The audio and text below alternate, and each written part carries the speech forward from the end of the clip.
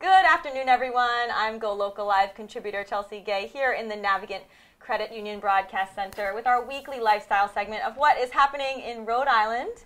And our first guest today is Nicole Romano. Nicole, thank you so much for joining us. Rhode Island-based jewelry designer, RISD grad, brought us some awesome stuff to share and also awesome news to share. And so we started our show a little early today because Nicole is running off to New York for her capsule fall-winter collection debut. Yes. So thank you for coming. We're happy we're happy to start early for you because this stuff is awesome. We definitely want to show it off. Thank you. So you just had your debut, another debut on Home Shopping Network, which is awesome. Yes. So tell us about how that happened and how this collection came to be, because it is a collection that is custom for Home Shopping Network. Absolutely, yes. So I met with the team in New York, and they really loved my jewelry, and they wanted to have this sort of like luxe fashion jewelry element for their shoppers, but at a really great accessible price point for everybody. So we really worked very hard design-wise, creating something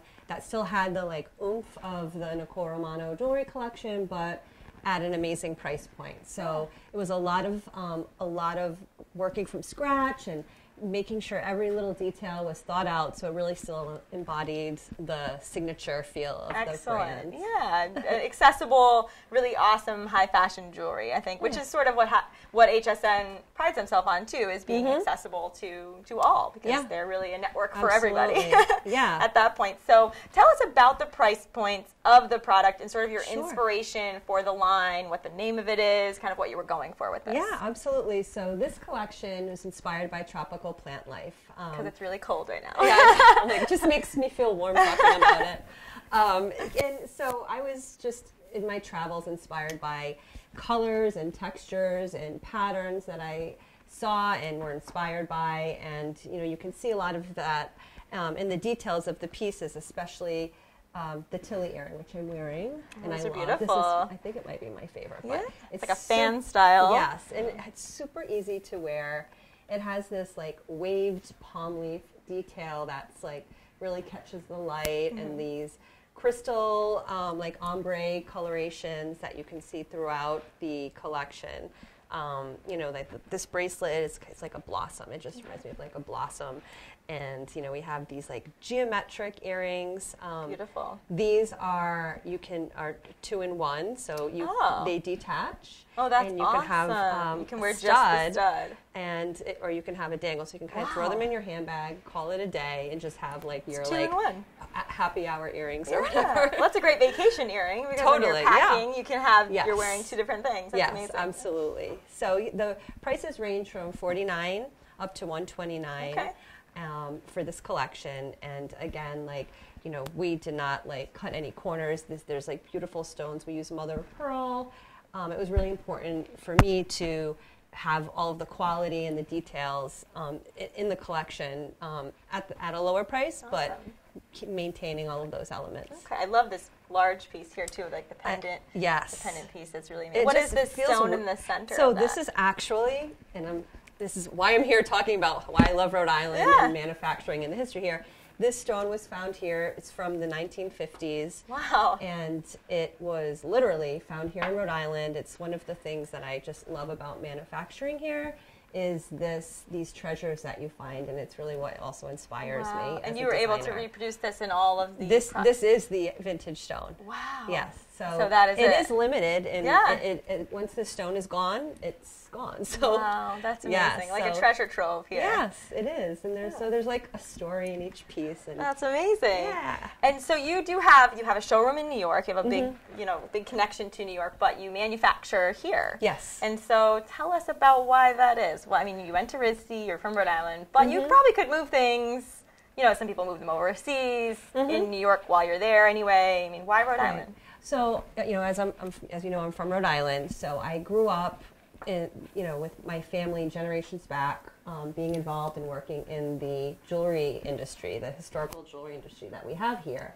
And so I always grew up just always seeing jewelry and stones and just my grandmother's it was just so inspiring to me that it just sort of fueled, my bond to the history here. Yeah. And it's a very big part of the essence of my brand, and why it looks like has like a story behind it, or why it maybe has like more character than like just your average piece of jewelry, because there's like so much behind it. And like I just mentioned with the stone, like that's from here. Yeah. It's from me, just like finding things that really like in your blood. Yes, it is. It is. Well, I love this story. So you went to RISD for apparel design. That's where you kind of thought you'd be. You interned with Nicole Miller, huge fashion designer, but you ended up in jewelry. So why is that? How did you get here from clothing design?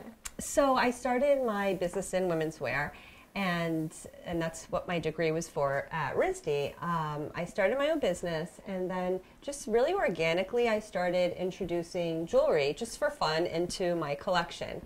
So the stores I was selling to were then buying the collection as well to go along with the dresses or whatnot. Yeah. And I had a shop. I opened a shop at in the Plaza Hotel in New York in 2010. And that was where I could really like showcase all this jewelry I was designing and experimenting with. And then it just really was an organic arrival of the jewelry with the I think that's an interesting way that a lot of people find success. Is it's just something you like that you're doing on the side, and you're not even sure what you want to do with it, but then that's really the thing that takes off. Yeah, it was great. So what's the most exciting place that you've seen your jewelry, or what excites you the most about, was there a place that, like a magazine or a show or something that you're just super proud of that your jewelry's been featured on? Oh, there's so many amazing like stories and memories of like in the very beginning of my career, how I was just surprised with who was wearing it. Or a funny story was I was selling to a store called Intermix, and just a little store called Intermix. And they had these necklaces that had like this whipped silver chain around them. And I was at a hair salon, and I was in the waiting room flipping through some magazine. And Jessica Simpson had the necklace on. Wow. And she was like walking out of the Ivy in LA with the necklace. And I'm like, oh, that's my necklace. I made that. Let me just check. They're like, I checked with the store. They're like, oh yeah, she came in here. She shopped. She got a necklace. So I was like, okay. It was just, oh my gosh. Thank God I flipped through the magazine and saw that. I know. That must be an incredible feeling. It was a really cool feeling. Yeah. But that's obviously not why you do it, but it's a great perk. It's to have people absolutely love to see who wears it, to see who covets the pieces, and So, after designing for so long, I mean, it's been kind of a long time for you, not crazy long, since what, 2001 or 2 that you've been designing? Well, I started, the jewelry, like, kicked off kind of when I had my shop at the Plaza, so I would say, like, that was 2010. 2010, okay. And so with all the kind of collections that you come out with and all the products you make, where do you find inspiration for the next sort of fresh line? Where do you go to kind of reconnect with the products and come up with something new and fresh? So for inspiration, it's sometimes it's just me like playing around with materials. Like sometimes the materials themselves inspire me to make certain styles. Other times, like it might be a place I visited, or for example, like this tropical collection. It could be a place I've traveled to, or it could just be like a story, or it could be. I mean, I did a collection on Italian desserts, the colors in these desserts. So it's just it literally can be anything. It just sort of like it hits me when it hits me, and I guess that's how it works. And what do you hope, when someone wears a piece, or just when someone wears jewelry in general? I mean, what do you hope that sort of evokes in a person, or why is jewelry so important? Designing it, wearing it. I mean, what's the purpose of it really? Jewelry, I feel, is really an expression of somebody's personality. I feel like you can see like all of the different shapes and sizes of the pieces. There's really, I think they're very like representative of the person's personality. You might be like more edgy, so you might have something a little more like geometrical and sharp, or you might just want that little something to add to the outfit in a smaller size. So it's really, I think it's a very personal decision. Yeah. And it reflects like the energy, the attitude, the person who's wearing it, and it also like feel like putting something on and feeling like, oh, I feel good in this, like the tassels swing and kind of brings you to life a little bit, So I think things, whatever they are, can make you really feel like that. If it feels like it's part of your expression, your attitude, your personality. You're kind of like, putting it out there. Yeah. Well, I also think, statement jewelry like this, it's sort of a conversation starter too when you wear something like this and someone says, I love that, where did you get it? And absolutely, it helps kind of connect people that may otherwise not talk to each other. So that's pretty neat. When you wear something like, I'm sure this necklace, you're going to get a lot of comments on what is that, where did you get it, and what's it made out of. I can pretty much guarantee that will happen. That one specifically, that's a big piece. I love it. That's awesome. Thank you. So this is the line for HSN, and you can still buy it on the Home Shopping Network website. If you search Nicole Romano, or if you just search Nicole Romano HSN, you can find all of these and still buy them. But you are actually debuting this weekend in New York your fall-winter line, which I know we don't have here, but if you could kind of explain it in a little, not a few words, but a few sentences, kind of your inspiration behind that line and what it is. Absolutely. So again, it's really a layering of materials. So, I used it. There are some pops of color, but it's really kind of about the metalwork, and it's silver and gold pieces. I am a gold person, so I favor that. Although everything's custom made, so we do all the styles in either color. But it's really about kind of the metalwork and the details of that, and you see a lot of layered textures. So a lot of kind of of this sort of radiating shape that you do see a little bit here and here as well. And I saw a lot of really nice. It's a great color palette too, a lot of deeper kind of maroons, and I saw a couple things that were really, really pretty and sort of in with the color palette now, which is nice. And so, where is that show happening? In case anybody's in New York this weekend. Yes, it is at Pier 94. Okay. Saturday, Sunday, and Monday. I will be there all day, and it's a really amazing space, and we just set up shop there. We just have the whole collection. Excellent. On available for purchase. And where else, if you're not able to get to New York, is there anywhere else people can buy your fall-winter collection in the area? Yeah, absolutely. So Barrington Books in Garden City has the collection, as well as Christina Richards in Newport. Great. So both ends of the state. You can cover stop and grab it. Yes. And Nicole also very nicely let me know that if there are any viewers that have, or them themselves or their children are interested in fashion or jewelry design, that they can actually shadow her in New York this weekend for the show. Yes. People can, I guess, add you on Facebook to do that. Yeah, just message me. Yeah, or the next one. You. I mean, I know she's always open to doing this if there's anybody that's interested in kind of seeing how this process works. Absolutely. She's a great resource for that. So if you want to get your start in fashion, you heard it here. Yes. Unfortunately, I hope you don't get inundated. But that's okay. I mentioned that. And so after fall, winter, I mean, what's next for you? Are you already kind of thinking spring? I mean, I know you always have to be 10 steps ahead. Yes. So what's kind of new and exciting for you? You've got another HSN on March 7th, tentatively. Yes. So I'll be going back next month, which with the same collection. Yep. I'm really excited about that. Great. And I'm also doing this collaboration with a company that's based in Boston called Cerverde. It's espadrilles. They're made in Spain. Wow. So we're doing this collaboration where we're having basically jewelry kind of put on the shoe. Oh, that's amazing. So, I'm working with the espadrilles. I'm like, okay, I can't wait to wear these in the warm weather. When is it coming?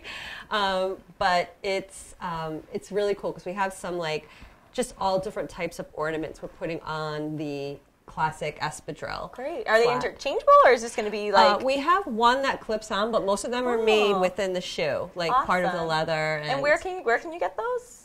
So they'll be on her website, Cerverde shoes. Okay. And that sounds incredible. We'll be we'll probably have them in some of the boutiques that we both sell to locally. Great. She's based in New England as well. Okay. Yeah. And so if people want to stay tuned on what's next for you, what's the best way for them to do that? Instagram, Facebook? How can people kind of follow you to see what you're up to? Definitely Instagram and Facebook, I would say. And we'll put your Facebook name in our little write-up so that people can check you out, because you're doing so many exciting things. It's hard to keep up. Thank you for coming with us. I know you're super busy, and good luck in New York this weekend. Thank you so much. I know it will be amazing. Make sure to post lots of pictures so we can check it out. And if you want to check out this collection, you can go on the Home Shopping Network and search Nicole Romano just to see what she's got on there. There's a couple of things that aren't here. So you brought us most of it, but there are a few more things. And then she'll be back on March 7th, tentatively, we think, right? Mm-hmm. So, Yep. and if you want to follow her on Facebook or Instagram, you can confirm that date. Absolutely. So you can watch her in person. It'll be just as exciting as this. Oh, thank you. Yes, exactly. Thank you, Nicole, for coming on with us. We'll be right back, so guys. much. We are going to talk to the owners of Green Line Apothecary in Wakefield. They're opening up a brand new store in Providence. We're going to hear about that next.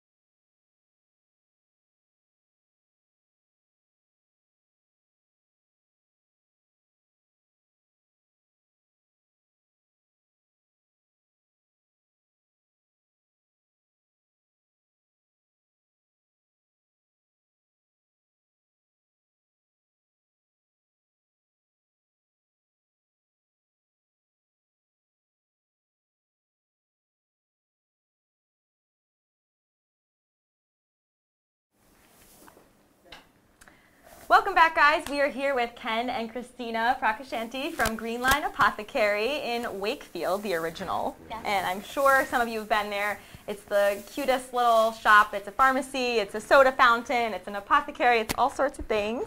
And so they are here to chat with me about the store, but also about the opening of the Providence location, which is very exciting. It's another Main Street. Yes. North Main Street this time, as opposed to Main Street. So guys, tell me about the inspiration for the original store. I guess we'll start there, and then we'll go on to store number 2. So I guess a little bit of history about how it even came to be. So I like to say I was brought up in the independent pharmacy world. I kind of grew up in it, but not in the way that you're thinking. My father was a greeting card salesman, and his sales territory was independent pharmacies. So when I was a kid, he used to get me part-time jobs changing the greeting cards over. So I would come in at Christmas time, take down Christmas, put up Valentine's Day. But I grew up in and around these beautiful mom-and-pop pharmacies and fell in love with it. I recognized from an early age that the independent pharmacy played such an important role in the community. Awesome. It was something I wanted to do for myself. Yeah, I love that greeting card salesman was a job. I know Yes. that was still a thing. Well, I think a lot of people would assume that I come from a line of pharmacists or that like my father opened the store, but I think it's really important to note that. And so you yourself are a pharmacist. I am. I am a pharmacist in charge. How did that go? Did you decide to be a pharmacist before you decided you wanted to open a pharmacy, or did you kind of have the idea and then pursue that? I always wanted to be a pharmacist. I graduated from Northeastern University in 2007. Cool. I did have some experience working for chains, and I also worked at Massachusetts General Hospital. Okay. But the bulk of my career has been working in independent pharmacy. Okay, and you also went to Northeastern, right? And that's how you guys met. It So is. I have to say that because that's how Green Line came to be the name. So Yeah. tell me that story because I think it's really adorable. It is a love story. It is our love story. So Ken and I actually met on the subway in Boston. It was a snowy, cold, typical Boston night. It has to be snowing. Happened to be. I was running an errand across town with my roommate, who was a fashionista at the time, and she. I think I was wearing mismatching boots and shoes and her purse, and she made a comment about it, and I happened to be standing next to him, who made a comment that I think you look beautiful. Oh, there Anyway. you go, Ken. Look at you. I contend that she Good. started the conversation. Good job, Ken. Good But line. We parted ways. We didn't exchange names, and 3 days later, like out of a movie, we actually physically bumped into each other on campus, and Wow. he remembered the girl from the subway. Ah. And then years later, actually the day before I graduated from pharmacy school, he proposed to me on the subway. Oh, I was going to say, I thought you were going to say years later we talked together. I was like, No. what? No. You're killing me. But so he actually proposed to me on the Green Line that's subway amazing. platform. So it's a labor of love. We pour everything into this business, and we really wanted to pick a name that really encompassed and Couldn't be on the name. No, other it name. couldn't be. And so when you sort of came together with this idea, whose idea was it at that? I don't It know. was a combination of efforts, and we Awesome. were really inspired by Christina's experience from her childhood in those mom and pop drugstores. You know, when we opened our own pharmacy, we wanted to do it with those classic American drugstores Yeah. in mind. And so it's really hard to explain the store and you know how it kind of takes you back in time. But you know, for those viewers who haven't been there, can you give us like a little explanation of sort of the emotion you hope to evoke and sort of the experience that you want people to have when they go into that store and sort of why? I think it's funny you describe it that way, is because there's a whole generation of seniors out there that actually don't Stop know, back in time. they don't know pharmacy any other way. It's actually strange to them for there to be a pharmacy without a soda fountain. That's right. Yeah. And, you know, mentioned Main Street. You know, there was a time when there was a neighborhood drugstore like ours on every main street in America. Okay. And that's the feeling that we're trying to recreate. You know, we have an old-fashioned soda fountain there, but that's not where the kind of old-fashioned sensibility stops. It extends to our level of service, to the friendliness that you experience when you're in the store, and really every step of the process and experience kind of harkens back to those, to the good old days. And even your delivery service is in like a beautiful That's old, right. old time vintage So, car. yeah, I mean, we you have really went all the way in with this. So we have a... Do you have electricity, right? We do. Okay. Running water, we have all that. But yeah, we have a 1949 Chevrolet panel van that we genuinely use for our deliveries. It goes out on the road every day. Okay. And we're also excited to announce that we found another one the same year. Wow, made there you go. model. You guys are lucky. You should play the lottery or something. So that'll be on the road here in Providence, navigating the tight streets and Ooh, tight yeah. corners You to sure make you deliveries. don't want a four-wheel drive? Yeah, it'll get tricky. It'll get tricky. But no. I know. It'll be difficult. But so speaking of the soda fountain, you guys really wanted to get totally authentic with that as well. So tell us about what a soda fountain even is. It's not like the little guns that you see at a restaurant. It's a great question. What is You a know, soda Christina fountain? mentioned seniors who come in don't remember pharmacies in any other way, but younger generations say, well, why is there ice cream and soda in a drugstore and a pharmacy? And you know, the history is pretty cool. The soda was really first invented by pharmacists. Coca-Cola was invented by a pharmacist. Dr. Pepper was invented Didn't it by a have cocaine in pharmacist. it or something? It did, yeah. We So- didn't take it that far. Yeah. There's no cocaine. There's no Got some cocaine or requests, but we Promise, denied please, those drag on. requests. But the reason was, you know, back before medicine was highly regulated, pharmacists would just kind of mix something up on the spot to help their patients feel better. And so that led to tonics and sodas. If you think of, you know, your mom giving you a ginger ale for a bellyache, that's what the local druggist did when you walked in and said, hey, my stomach hurts. So soda became born out of that, and soda fountains took a really prominent place in pharmacies moving forward. Makes us feel really lame when like the cure to things used to be soda. Now we need like 15 kinds of medications to make us feel better. Yeah. And so speaking of medications and these different methods, Christina, you have sort of a kind of a 50-50 approach. You know, obviously when people need medication, they need medication. Yeah. But you kind of practice homeopathic medicine in a way as well. So tell us about that at Greenline. Yeah, so one of the things that I'm big on is exactly how you described it, that medicine doesn't need to be extreme. It doesn't have to be all about drugs or all about natural products. For me, I think medicine is best practiced in this sort of middle ground. You can combine the two worlds. So something that you'll find at Greenline is a really extensive selection of herbals and natural products. We do have homeopathic remedies on hand also, but it's just an area of medicine that I'm really well versed in and very comfortable talking about. Excellent. I'm just as comfortable talking about the side effects of your cholesterol medication as I am maybe something natural and herbal that you're not as familiar with. Yeah, and you have some pretty interesting drinks that you whip up over there as well. I saw that you have some. Is it like a vinegar based, or I mean, you have like some that have ginger and all sorts of different kind of shots of remedies. Oh yeah, we serve shots of fire cider. Yes. At our fountain. Okay. Yes. Okay. But the soda fountain and what the menu at the soda fountain is really special. Everything at the fountain is all natural or organic, so it's everything served in as close to the original recipes as we could come up with. So everything is natural, organic. You wouldn't have found high fructose corn syrup in those No. 1920s. No. But you would have found cocaine in the Coke, so I don't know. We had to draw a line somewhere, yeah. Yeah, maybe it's a toss-up. I don't know. But we have a lot of fun with the fountain. We serve floats, we serve shakes, we serve old-fashioned drinks like egg creams, lime rickeys, cherry phosphate. So definitely some things that you don't see everywhere. What would you say is your most famous drink? Root beer. Yeah, the root beer float's probably the classic that All right. everyone. How about something that's a little bit different than the... Yeah, those lime rickeys. I think the egg cream is probably the most So what is unusual. egg cream? That sounds disgusting. Yeah, It does. It does. There's no egg in it. And there's Okay, no, that's there's misleading. no cream. Of course, It's then why not? There's a, it's really a flavored fizzy milk. Okay. Yeah, so it's traditionally served as a chocolate egg cream. There's vanilla egg cream, and then of course we've put a Rhode Island spin on it and done a coffee egg cream. So a fizzy coffee milk will, I think, whet the taste buds of a lot of Rhode Islanders. Oh, interesting. And so what's the best part for you guys about having a store that is, that takes this approach of, it's family owned, you guys have original methods, the soda fountain, you're trying to take it back to the 40s or whatever. I mean, what's... Tire soda fountain menu, so obviously. that's one of their perks that There they you get. go. And they're not tired of ice cream yet. But that family-owned and operated philosophy permeates everything that we do. Our employees are treated like family, our customers and patients are treated like family too. So that's really the best part to us, is bringing the personal human connection back to the pharmacy experience. The pharmacy experience should not be cold and impersonal like you can find it at some places. It shouldn't be the same transaction as ordering a cheeseburger at a fast foods. Well, sometimes, it's about speed in a lot of these other places, and so you don't really get to make that connection. Yeah.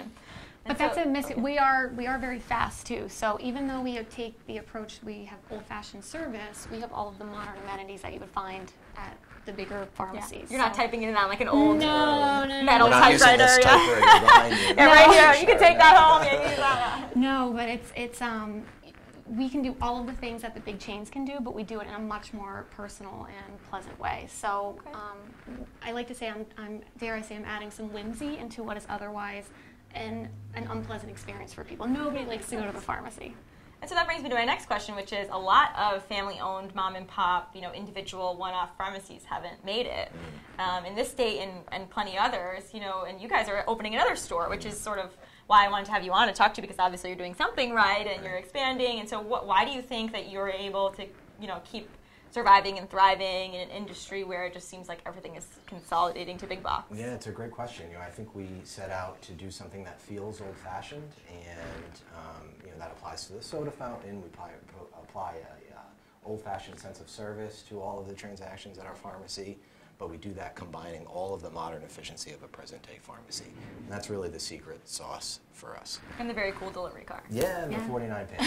Do you have like a program where if you get a certain amount of fills, you get a free soda? We get a lot of requests to drive the van. We're hiring delivery drivers in Providence, good. so if anyone's interested. Yeah. So before we wrap up, we have to talk about Providence. So you're going to be opening up on North Main Street, another Main Street, which, as you said, bringing it back. That's right. So you got to find all the main streets in Rhode Island now and put one on there. But whereabouts on North Main are you guys opening up? Yeah, we're just south of Rochambeau. Okay. So not very accessible to kind of all the neighborhoods in Providence. You'll have a nice bagel place right over near you. Yeah, do, that's yeah. right. That's right. We do. Yeah, so we're excited about the neighborhood. You know, the building that we're occupying was another family-owned and operated business for over 40 years. So we're really excited to kind of carry on that legacy in that Excellent. neighborhood. And it's going to be a bigger space. It is, yeah, bigger and badder is Bigger what I've been and saying. badder. There you go. So, I mean, can you give us sort of a sneak peek on what's going to be bigger and different and better about Yeah, this so store? you know, at our current store in Wakefield, we found a classic soda fountain. It's the real deal that dates back to the 40s, and we were fortunate enough to find another one. Of course you were. for Another car, Providence. another system. You're going to have a problem if you're trying to go bigger than two, I think. They're not easy to find. They're They're not easy easy to to work find. on, but they're well worth it. They help create the experience. We have the old-fashioned handles. Nice. We mix the sodas by hand.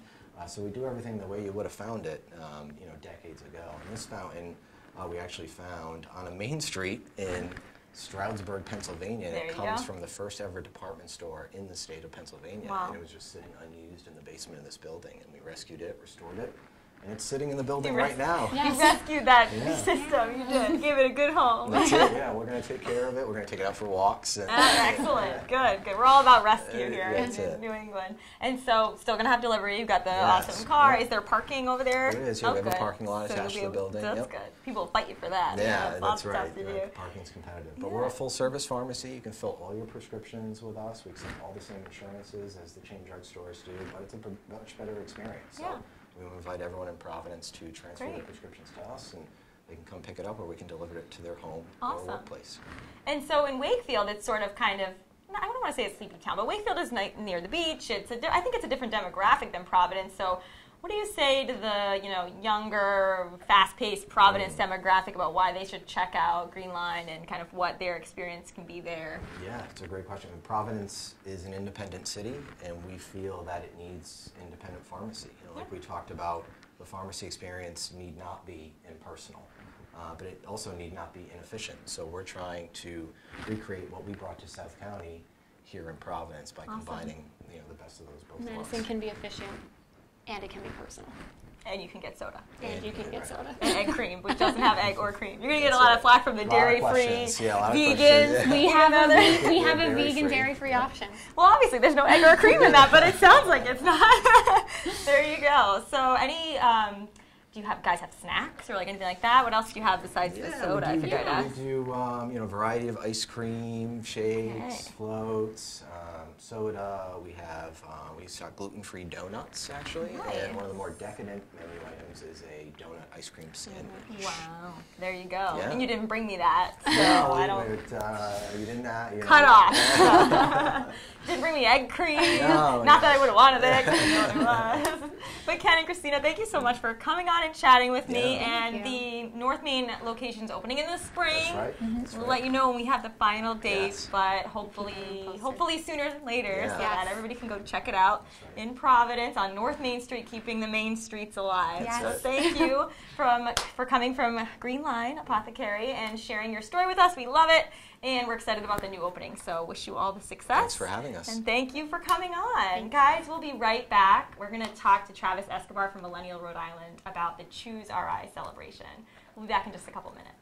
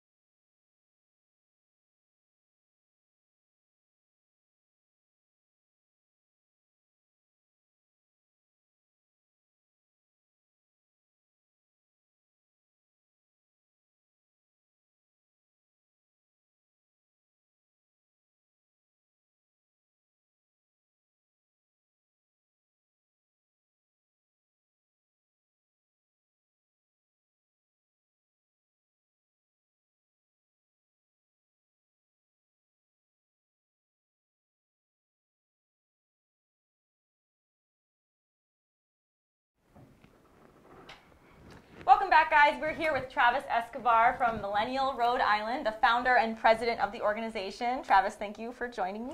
Thank you for having me. I appreciate you coming on. And, you know, I first read about this organization probably 6 months ago. I know you guys have been around now for almost 6 years, but I think it's a really great time to talk about it. So can you give our viewers sort of an idea of what it is that the organization aims to do and why you decided to found this organization? Yeah, so Millennial Rhode Island was founded in 2015 to reverse the brain drain. Basically, we wanted to inspire young people to choose Rhode Island. And, you know, that's what we've been working to do, whether it's our advocacy around housing, more affordable housing, and student loan debt and college affordability. And also more job opportunities, to our Advocacy 101 workshops. So we do workshops on financial literacy, home buyer workshops, and along with social events. So we are a connector organization.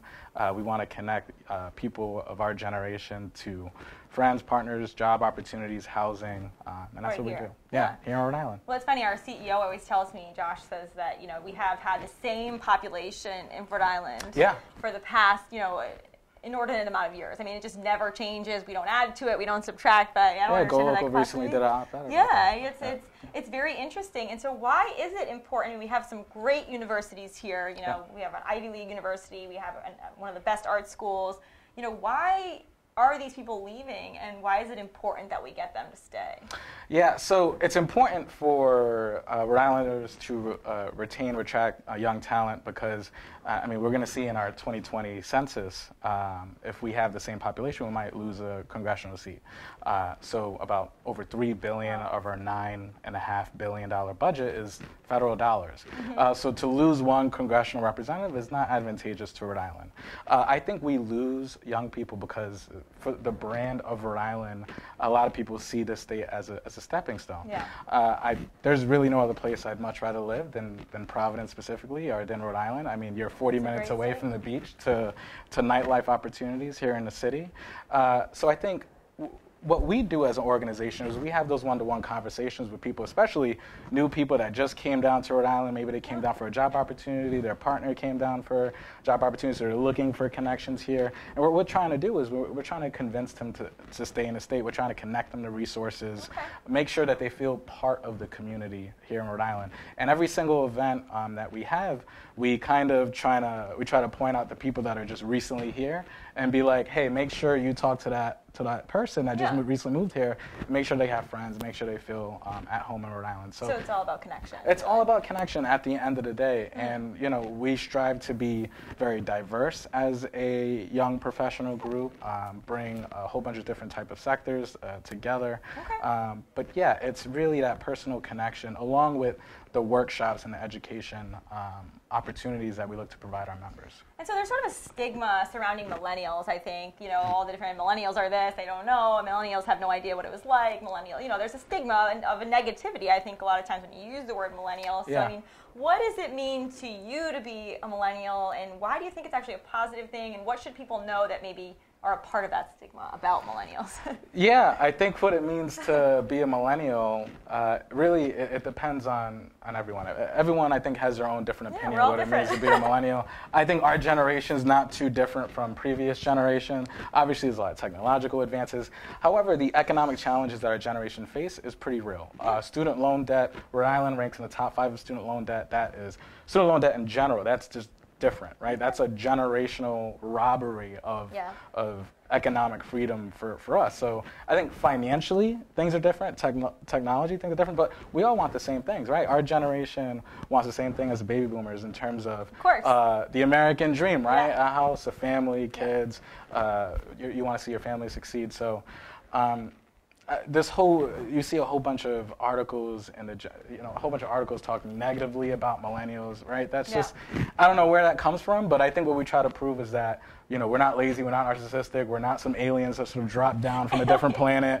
You gave birth to us. We're a generation, you helped raise us, right? You gave birth to us. Especially for the older generations that might be watching on GoLocal Live. Of course. So Rhode Island particularly, we really need young talent to invest in this state. we are not going to be able to face the challenges that we have economically if we're not doing what we can to make sure young people start businesses here, buy homes here, just invest in Rhode Island. Well, so yeah, it's kind of sad because a lot of top-tier talent in Rhode Island was, pulled from other states. We don't really do a lot of promotion from within Rhode Island in a lot of cases, and I agree that should change. And so this organization you started 6 years ago. So our fifth, five, we're entering our 5. You're entering 5. Sorry, Yeah. I thought it was 6 for some reason. I'm giving you an extra year. Yeah. You thought about it the year before that, maybe. Yeah. So what's changed from kind of year one when you kicked off this organization to now? What's the impact that you've seen? How has it grown? I mean, what are you kind of most proud of now? Yeah, so this is a volunteer-based organization. We started the organization with 0 funding. Between our 5th annual celebration that's going to be in the Providence G Ballroom Thursday, March 28th at 6 to 9 p.m. Our first celebration was actually at where Black Sheep is, but that was the new Finnegans. Oh, that was, right. Yeah, because it went from Finnegans to the new Finnegans. So, new Finnegans and Black Sheep. Yeah. But I was, very grateful for the owner at that time to just donate their space. We had great. 0 funding. I learned how to start a nonprofit, how to do a 501c3. And really everyone that's been part of the board of the organization has been able to help develop our programming to being a reputable 501c3, building out the brand so we can have opportunities like being on GoLocal Live today. We love having you on. It's very to exciting. our membership card program where if you become a member, it's only $30. You get a membership card that gives you discounts to local businesses in the state, which is something we're looking to expand more because, again, that's part of investing in Rhode Island. We want people to buy local. Okay. So we've been able to really do that along with advocate on, again, housing, student loan debt. Last year we were advocating for net neutrality regulations here in the state, and we've been able to do that in a volunteer basis. And again, myself and a lot of our board and the volunteers that we've had, it's really doing it for a love of Rhode Island and really promoting the state. And so you guys just sort of concluded your series of workshops on a bunch of different things, like you were saying, student loan debt, sort of financial awareness, home buying. Is that something where you're finding your members of your board or members in the community who are just very well educated on these topics and offering free classes to the community, or do you need to be a member to participate in that kind of stuff? Yeah, so we're actually going to be announcing a partnership sometime in the spring, and we're going to be having a spring, but really a calendar of events, adulting 101 workshops. Okay. That's our, we try to keep that free for anyone in the community. We just recently had a Debt and Donuts event. With Bank of America. It was at Need Donuts. I think a lot of people came for the Need Donuts. For the donuts. Just for the donuts. You're going to get that, but that's okay. But it's so important. I mean, financial literacy, which is something we're supporting with CEF Magaziner in terms of passing financial literacy in a public school system. It's something that I didn't learn as a kid. I didn't learn you don't learn it in school. You don't learn it in school. No. So we're getting a lot of people to come out to our events and really just learn this basic about credit scores. How do I rebuild credit? How do I pay down my student loans? I'm thinking about buying a house. What are some of the resources I need to really think about doing that? And we've had, in terms of our attendance, we've had people that are first-generation college graduates that, they're going to be the first in their family to buy a home. They're going to be the first in their family maybe to start a business. We've had a lot of population about that to learn about finances. So we see that as a service, and we're one of a few other young professional organizations that do that. I work at United Way of Rhode Island, Young Leaders Circle, does some financial literacy events. So we see that as a service to the community, a service to our generation. Excellent. So we always try to keep it free. A lot of our events, we try to keep it free or low cost. The membership goes into programming, so every dollar that comes into the organization goes out to serve our members and serve our island. Excellent. And so I want to talk about the celebration that's happening in March, but also about the hashtag #ChooseRI campaign, which is something that you guys are behind. You can see it on your website. You can see it if you look at the hashtag. Tell me about the purpose behind that and sort of the goal of that campaign of #ChooseRI. Yeah, so I'll talk about a story of sort of a young woman that came to our 3rd annual #ChooseRI celebration. Okay. She was leaving out of state for school. And I recently had a conversation with her. She's like, I came to your event, and this was, I saw the #ChooseRI, and I took a picture, and I got on social media. That was sort of, it made me think about coming back to the state. Yeah. So what we're looking to do is really create that brand of think about staying in Rhode Island. Think about the opportunities that exist here on our website. We like to list job opportunities. Again, that whole bringing people together. We're hoping that people are making friends, people are networking, so they can feel more home in Rhode Island. But yeah, we were kind of just sitting around one day and Choose RI sort of just came up as sort of just a hashtag. So that's really been sort of everything that we try to promote within the organization. Every conversation we have, every person that attends our event, it's just think about Choose Rhode Island because of Providence, the food scene we have here, the nightlife we have. Choose Rhode Island because of our beautiful beaches. Choose Rhode Island because, I mean, to get connected with elected officials and to make change, I mean, you can see the governor and the mayor, you know, almost regularly. You can't do that in Texas. You really can't do that in New York. And even though we're trying to work our best to make the cost of living down in terms of lower rents and cost of housing, you're still getting a good bang for your buck living in Providence as opposed to living in Boston, New York, and other opportunities.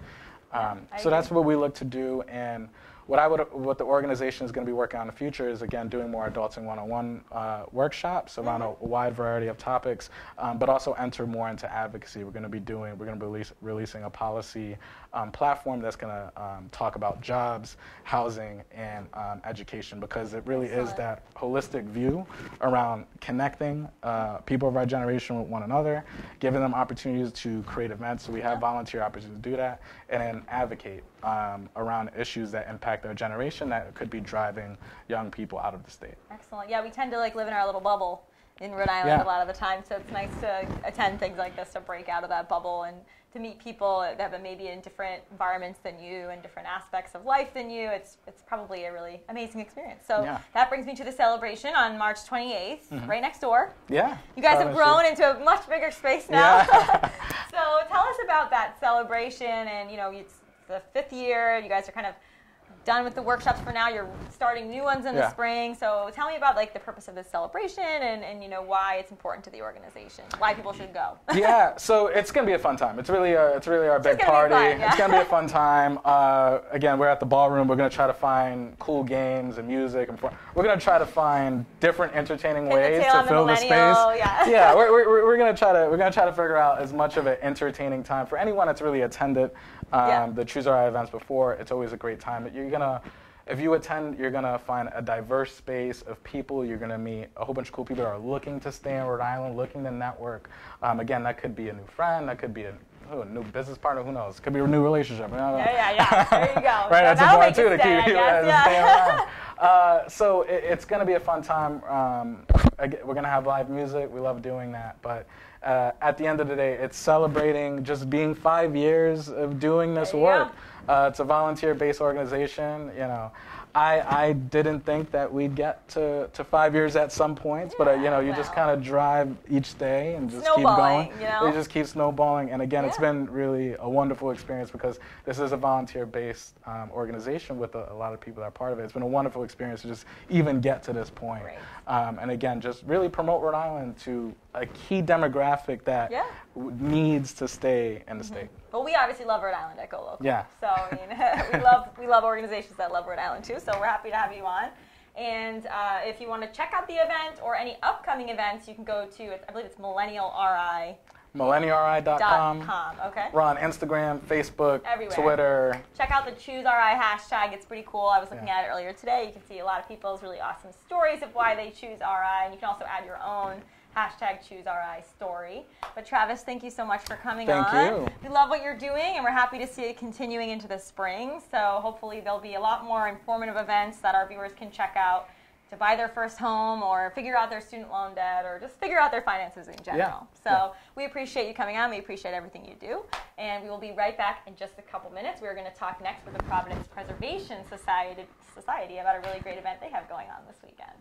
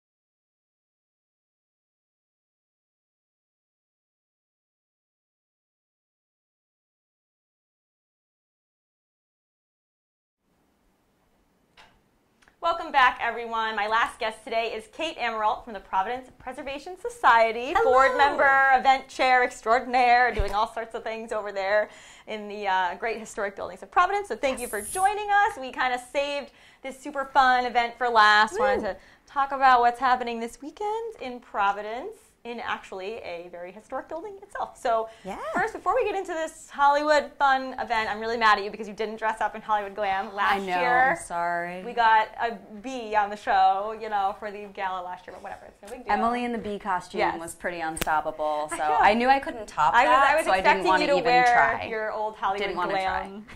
Dang, all right, whatever. So anyway, for those who might not know the Providence Preservation Society and what it is and what you guys do, give us a quick overview before we get into all the fun of, you know, the purpose of the organization. Sure. So Providence Preservation Society, or PPS, is a fabulous organization. I've been involved with them for just over 8 years now, I think. Look at you. You're becoming historic. I know, I am. But I'm actually one of the board trustees. Okay. So I volunteer with the organization, and we have a great team. But what we do is we advocate for historic places in Providence. We're really an advocacy organization. Okay. Really focused on the beautiful city that we have here in Providence. Okay, and explain how an advocacy organization works. I mean, are you lobbying to save these buildings? Are you raising money? I mean, tell our viewers what that means. Oh, yeah, so much. I mean, we are a really busy organization. We're really small. I think we only have 5 full-time staff. Wow. And a lot more of buildings volunteers. than staff. Yes, more buildings in Providence than staff. So our staff is really dedicated. We have a director of preservation who's out there at all of the meetings, the design review meetings, at community meetings. Our organization started in 1956, and what really brought PPS to Providence was a focus on saving historic Benefit Street, so saving that neighborhood. I mean, if not for PPS and the wonderful people that started the organization, Benefit Street might be a strip mall today. Wow. Instead of that wonderful collection Can you of imagine? historic homes I and know. colonial houses. Wow. And how many, do you know off the top of your head, how many historic buildings are there in Providence? Oh my God. Well, what I can tell you. More than 5. More than 5. We have a lot of fantastic historic buildings in Providence that need our help. Yes. So that's one of the things that PPS does that is incredibly important is our most endangered properties list. Okay. Yeah, I definitely want to talk about that because you guys just released that in January. And obviously the Superman building high up on that list. We actually just released some crazy drone footage. We're looking at it right look at now. It right there, yeah. We released some crazy drone footage from around the building. I mean, it's just really... It's really falling apart. It's a special building. It's iconic. It's really important for Providence. And right now, it's got the threat of neglect. Yeah. It could be so many great things. And what PPS is doing is really bringing people together to talk about that, and then the other wonderful buildings. I actually brought my list so I can give it to you and leave it with I love you. that, yes. Because we've got 10 buildings on our list this year.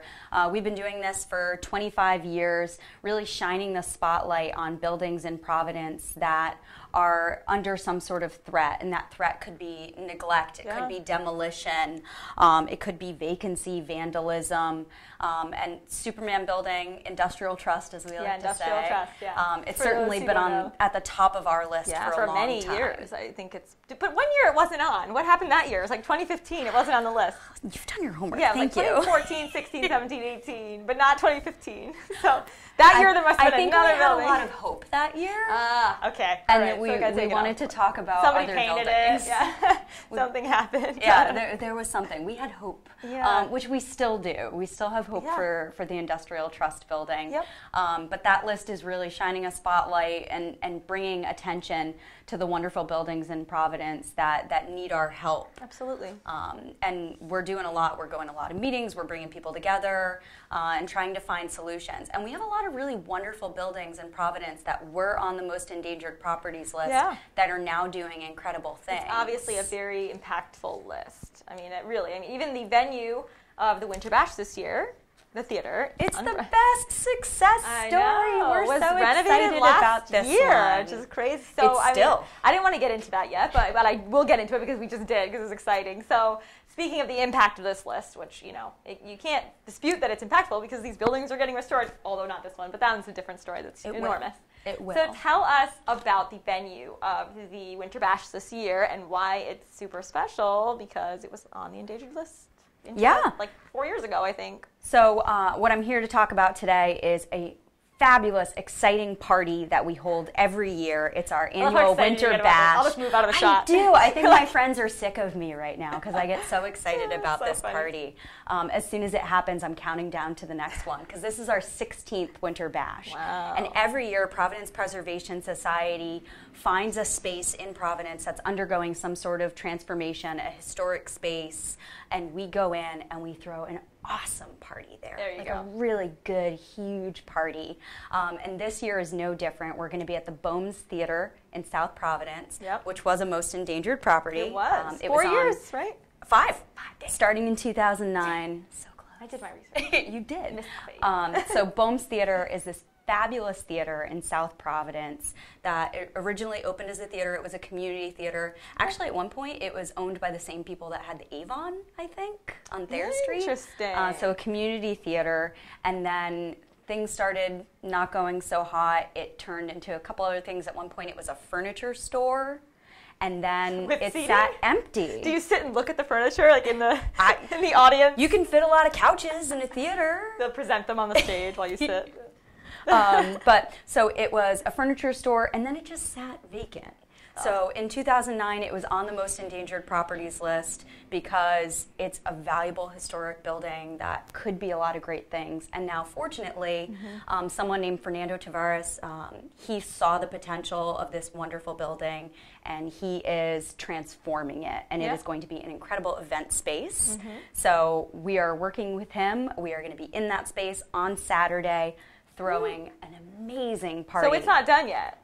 It's still, they're still hustling. So do you have to wear your hard hat to the event? You could. So with that, it is a theme party. Yes, because but every it's Hollywood, year. so I don't know unless you're dressing up as like what are those guys that do the YMCA? Oh, I don't Village People. Yeah, unless you're doing the Village People. Which you Hollywood. could. Yeah, sure. You can interpret this theme however you want. Every year's bash is in a different place. It's always a different theme, and this year's theme is Super Hollywood. Fun. Hollywood, very, very big right now. You can go anywhere with Hollywood. You should go Met Gala Hollywood with it. Yeah. I'd love to see some like really over the top Met Gala costumes. Oh my God, that would be amazing. So tell us about the event. What do the proceeds go to? How much is it? Can you still get tickets? Yes. Or are you guys closed? Nobody can go anymore? No, I mean, that's why I'm here. I want to get all of you to come. Okay. I want to get you to come. I want to get all of you guys to come. You heard it. The Winter Bash is a huge event. We usually sell hundreds of tickets. We've already sold over 400 tickets, but there is still space. Wow. So if you It's a want to big buy, space. if you want to buy tickets, ppsri.org has all of the information. Okay. There are regular tickets and there are VIP tickets. Wow. And I've been told there are still some VIP tickets available. What do you get with that? You get the red carpet treatment. Wow. You get, so VIP has their own private VIP area. Whoa. They Special. also, Where they keep the furniture. They get the fancy food. They get fancy food. They get bottomless bubbles. Ooh. So endless champagne in the VIP area. Nice. And, bragging rights that you got to say you were a PPS VIP. Nice. But that's not to say that regular tickets aren't great, too. Sure. There's going to be great You entertainment. mean the plebeian tickets? The pleb tickets. You still get great dancing. You get music. There's going to be a lot of incredible food this year. Who's doing the food? It doesn't say. We've got a lot, and we're still bringing on more vendors. So There's if gonna you're a be- restaurant and you have want to food showcase left your and food, right. There you go. we're gonna have. I know we're having Ocean State Oyster Festival is bringing oysters. We have Bites by Bree. Yep. We've got a few spots from downtown like Rosalina. They'll be bringing food. Awesome. So Love Rosalina. if there's a restaurant that you haven't gotten to try yet, you might get to try it at the bash. Perfect. There you go. That's amazing. So a lot of good food, special food in the VIP area. But everybody gets touting the VIP. Don't buy the regular so ticket. good. The I'm VIP sure Kate will be in the tickets, VIP, right? And VIP gets valet is included. Whoa. So one thing about the event this I year, love it's how a little excited tricky you are on about this. parking. Oh, dying. I'm so excited. I want you to come. You're the best person to to be as promote this excited as event. me. They should have made a commercial of you. And I have to say, I'm not chairing this year's event, but I'm still this excited. Yes. This event has an amazing group of people, and when everyone gets together, it just gets you even more excited. Yeah. I have to say, the people that we have working on this year's bash get me even more amped about it. They have been working day and night to build the incredible decor that's going to make it fabulous. Wow. I mean, I'm sure it's going to be amazing. I mean, it's a historical society. Why wouldn't it be? we go big, guys. We've got. So even if you have no interest in preserving old buildings, which everybody should, I guess, but Yes. you know, why not go? It's going to be Hollywood themed. Take your lady out or your man out for a Hollywood themed event. You can dress Get up. dressed Everybody's always up. looking for reasons to dress up. Who doesn't So- love a good theme party? Well, everybody loves it. And if you love dressing up, this is the event for you. I mean, I'm going to dress up. I'm going in costume. What are you 'cause gonna be? As you can tell, I'm enthusiastic. I'm going to call you every time I get good news. You just should. to like hear your reaction. I can't wait to tell you It'll how just be over excited the I top. am for you. I got a seed out of my teeth. They'll be like, yes, it's the No, biggest I'm news. going classic. I'm going classic Hollywood. I'm doing the Okay. Marilyn Monroe. Ooh, because that I want to is take a fun. picture with all of the other Marilyn Monroes. Oh, geez, yeah, there's probably going to be a good amount of I those. can't wait. Out of the 400 tickets, probably 150 of them are Yeah, Marilyn if you're coming to Bash and you're coming as Marilyn Monroe, I want to take Find a picture Kate, with you. take a picture. Find me. I want to take a picture with you. It's going to be so Oh good. my God. But you could go old Hollywood. You could go new Hollywood. If you want to dress up like Britney Spears and Justin Timberlake from the 90s red carpet in that all denim outfit, you do you. Go for it. Where Or did you even get that? Like, Savers is a beautiful place. You Or have to, like, if sew you your just own- want to get dressed up, you can just get dressed up too. Some people just wear Awesome. a suit or Yeah, they're whatever boring. makes you You're feel boring if you red do carpet that. glamorous. There you go. Wear that. It's a going to be nice great. red lip, do it. Google it, Pinterest, Hollywood glam. You'll find a million things. You'll be Oh, I'm yeah. sure you have a dress in your closet. And get creative. Yeah. Points for creativity. Absolutely. That's one of the fun things about this event is you see everyone's different interpretation of the theme, and some people go big. Yeah, I would imagine. This is Providence. Oh yeah, Some people, we're like the creative capital now. we are, just and got people that. will get creative So at it'll the get Winter creative. Bash. I can't imagine that it wouldn't be amazing. Oh, So and it's thank gonna you be for coming to over talk the about it. top. Oh yeah, We're going to obviously. have decor, music, Oof. everything. And all the proceeds are going back to the society. All of the proceeds To will make go to Providence Preservation The Society. building's beautiful, which why wouldn't we want that? We're advocating for the Providence that we all want to live in, a Exactly. beautiful, historic Providence. Yeah, well, we were just talking to Travis about it. We want to get people to stay here, Yeah. so it should be beautiful. It should be livable. It should be, historic as it is. So Just look at Benefit Street, Yes. saving Benefit Street. Now that's one of the major I tourist can't imagine that was attractions gonna be for a strip Providence. mall. That blows my mind. Wow. It's kind of crazy, right? I know. Well, thank you for coming on and being Thank so excited about the event. It was so much fun. I'm so glad I saved you for last because it was just like amped me right up. Now I can I'm go glad on that with we my can day. be excited I together. Now you know. get to come so we Yeah. can party Oh on my God, Saturday. yes, of course. I got to dress up in my old Hollywood glam. It'd be super fun. Thank you guys for tuning in. If you want to buy tickets, it's ppsri.org, right? And then you can check out at the events page. There's still tickets for sale, VIP, endless bubbles. Hashtag PPS Bash. Check Yeah. out. Take your pictures, post them on the Facebook page. All the have a great interwebs. night. I mean, there's nothing else going on Saturday. Go out to your Hollywood Bash for the Providence Preservation Society. Dress up, have fun, and support an organization that helps rebuild our city and preserve it. Beauty, it's awesome. Thanks Thank so you guys for tuning in. We will be back next Thursday with another exciting lineup. In the meantime, you can grab all your news at golocalprov.com. We will see you next week. Thanks for tuning in. Thank you. Thanks so much. No problem.